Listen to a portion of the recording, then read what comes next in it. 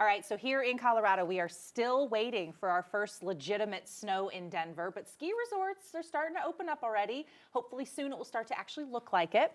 But with winter sports comes winter sports injury, and 'tis the season for some gnarly accidents. That's my word, not the medical term. But joining me today is Dr. Forrest Anderson, a sports medicine and orthopedic surgeon at HCA Health One Mountain Ridge in Thornton. That's a title. Whew, I got it all out. Thanks for joining us. Thank you for having me. Great work with that. Yeah, I'm trying. I have always heard that in Colorado we have like some of the best orthos in the country because of what we deal with up in the ski resorts. So I think you're in good company. But this is the season, is it not? It's coming up. Yeah, it's a little bit of a late start, that, like you were just mentioning, but already with temperatures dropping below freezing overnight, we're starting to see more slips and falls, sort of the other winter injuries that we start to see coming on.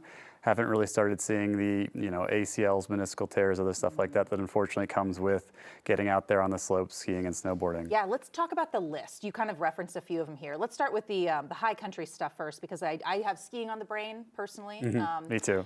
Are you skier or boarder? Skier. Yeah, me too. All right. So what is on the list of, like, I see this every year. I see a lot of it every year from people that are out playing in the mountains.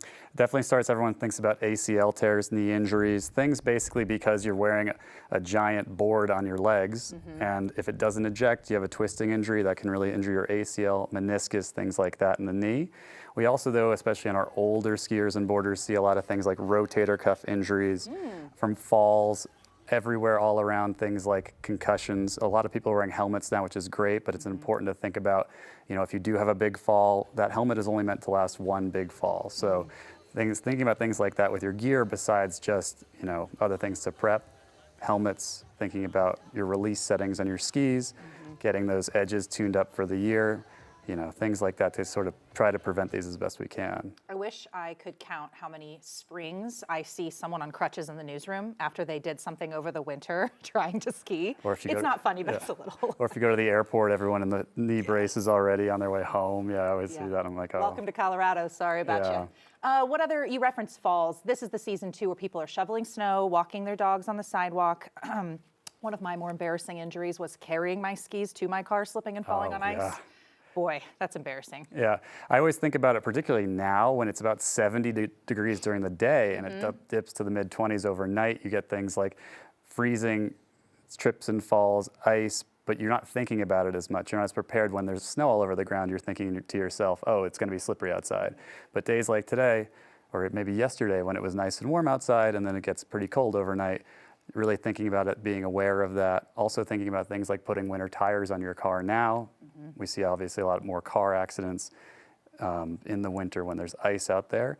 Winter tires, all-wheel drive, things like that. I always say not to skimp on things that keep you grounded to the earth. So things like tires and shoes are important right now, especially. What about like any sort of warm up to our play time in the mountains? Because I'm noticing even in my mid-late 30s, like I can't just go out for my first day of skiing anymore and think I'm going to be, I'll hurt for weeks after my first couple of trips. And I know folks twice my age are still doing this too. For sure, yeah.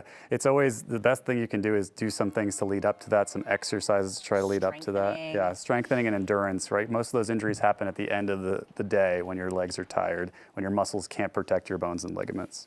So obviously a base of cardio is really helpful, especially before you go up to altitude. If you live down here, you already get some altitude, which is helpful as opposed to the tourists that come in. But also things like side lunges, squats, even if it's just body weight, things like that, that really work those muscles really from the core to the floor and focusing on sort of the thighs and the butt region that you might not be working as much just doing normal stuff. And then, if you think about skiing in particular and snowboarding, you're basically in a half crouched position going back and forth the entire time. Not a motion that you do with frequency until you're up there and all of a sudden, wow, everything is tired, everything hurts. So trying to do some of that beforehand will really pay dividends later. Yeah, that's some good advice. And also just maybe like check the ego, guys. We're not all 18 anymore. Dr. Anderson, thanks for coming in. I say this with the utmost respect, but I hope we don't see you this winter. For sure, yeah. I'm around if you need me, but and accidents happen, but hopefully an ounce of prevention can really help. Okay, and have fun skiing yourself. When's your first time out? Do you know yet? I don't know yet. I'm waiting for some more snow, I think. We need it. We can't, this is not real ski in the weather yet. You do like the same lap 3 times. Exactly. Okay. Thanks for coming in.